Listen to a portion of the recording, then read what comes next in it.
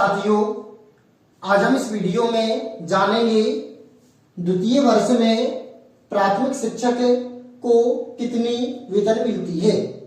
द्वितीय वर्ष में प्राथमिक शिक्षक की वेतन कितनी है, आज हम इस वीडियो में इस टॉपिक पर बात करेंगे। आप देखेंगे कि किस प्रकार प्राथमिक शिक्षक की वेतन की गणना की जाती है। सबसे पहले हमने आपको कल वीडियो के माध्यम से बताया था प्रथम वर्ष में प्राथमिक शिक्षक की वेतन कितनी है। तो कुछ कमेंट्स आए थे कि सर अब 100% वेतन मिलेगी। तो वर्तमान में जो जानकारी प्राप्त है, जो मध्य प्रदेश हाईकोर्ट का आदेश आया था, उस आदेश को लेकर मध्य प्रदेश सरकार सुप्रीम कोर्ट का दरवाजा खटखटाने वाली है। इस कारण से प्राथमिक शिक्षक को जो पूर्ववत वेतन मिल रही थी 70%, 80%, 90%, फिर कहीं जाकर 100%, तो उसी प्रकार इस बार भी वेतन मिलने वाली है।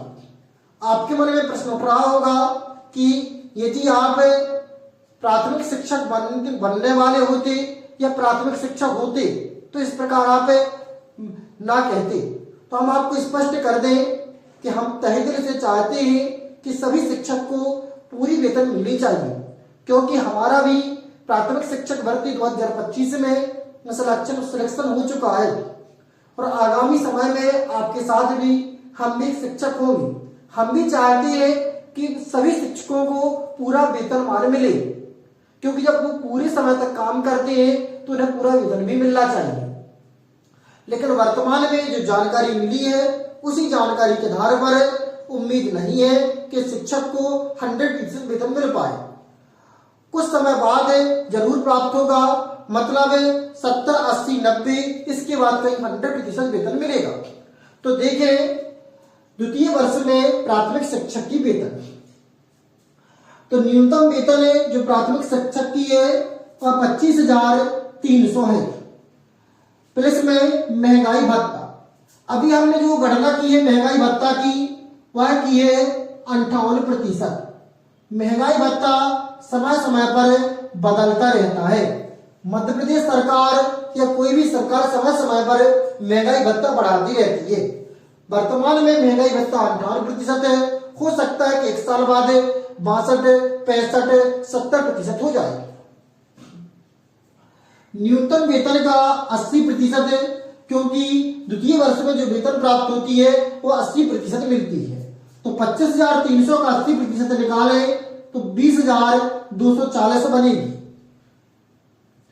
न्यूनतम 80% वेतन का 58% महंगाई भत्ता, तो महंगाई भत्ता निकलेगा 11,739.2। इसे आप कैसे निकालेंगे? इसकी निकालने का जो तरीका है वह कुछ इस प्रकार है। 25,300 का यहां पर जो गणना होनी है वो 80% पर होनी है, अर्थात 20,240 का 80%। 20,240 का जो महंगाई भत्ता है वह 58% है, इसलिए 58%। जब आप इसकी कैलकुलेशन करेंगे तो आपको कुछ इतना प्राप्त होगा। न्यूनतम वेतन का 80% है 20,240 और 20,240 का 58% है 11,739.2।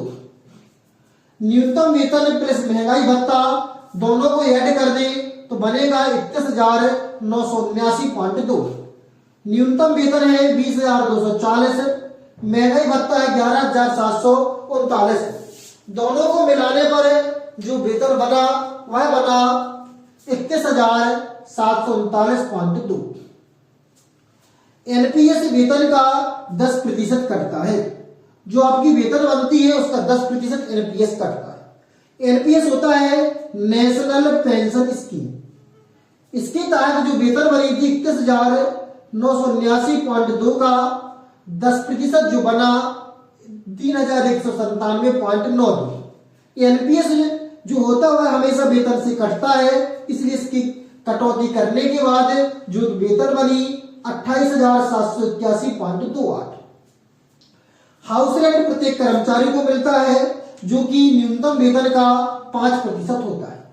न्यूनतम वेतन आपकी 20,240 है, तो इसका 5% बना 1,012। जो हाउस रेंट है वह हमेशा वेतन के साथ जुड़ता है, तो जोड़ने के बाद जो वेतन बनती है 29,793.28। पीएफ जो प्रोफेशनल टैक्स होता है, एक साल में 2,500 रुपए कटता है। हर माह में यह 208 है और अंतिम माह में 212 कटता है। आप चाहे तो इकट्ठा भी 2,500 कटवा सकते हैं। जीआईएस कटता है 200 रुपए। पीएफ व जीआईएस काटने के बाद जो वेतन बनती है वह बनती है 29,385.28 और जो बैंक अकाउंट में आपको वेतन मिलेगी वह 29,385.28। अर्थात जो फाइनल वेतन आपके अकाउंट में आएगी वह 29,385.28 खाते में प्राप्त होगी। आप चाहे तो यहां पर जो पीएफ है वह 25 एक बार में भी कटवा सकती है। जीआईएस हर माह कटता है और जो दशमलव के बाद जो प्राप्त होती है वह कभी जो सैलरी होती है वह नहीं आती।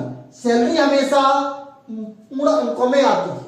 यदि 50 से नीचे है, जैसे यहाँ पर 28 है तो 50 पैसे से नीचे है तो अकाउंट में सैलरी आएगी 29,385। यदि यह 50 से ऊपर होती तो 86 मिलती। उम्मीद करते हैं कि आपको ये कैलकुलेशन बहुत अच्छी लगी है। यदि अच्छी लगी है तो वीडियो को लाइक और चैनल को सब्सक्राइब जरूर करें। फिर मिलते हैं एक नए वीडियो में नए टॉपिक के साथ। तब तक के लिए जय माता दी।